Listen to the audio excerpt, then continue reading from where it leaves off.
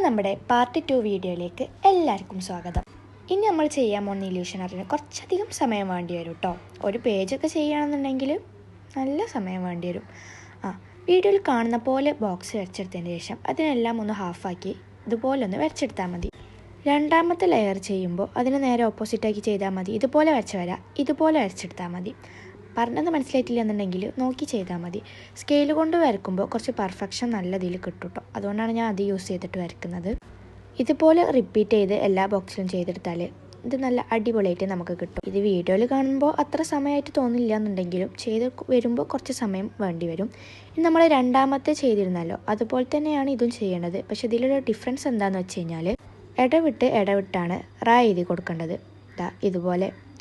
ഇനി നമുക്ക് എന്ത് ചെയ്യാം, അതിൻ്റെ ആ എൻഡിലൂടെയൊക്കെ ഒന്ന് ഇതുപോലെ വരച്ചെടുത്തതിന് ശേഷം ഒന്ന് കളർ ഫില്ല് ചെയ്ത് കൊടുക്കാം. അങ്ങനെ ചെയ്യുമ്പോൾ നല്ല അടിപൊളിയായിട്ട് സെറ്റായിട്ടുണ്ട്.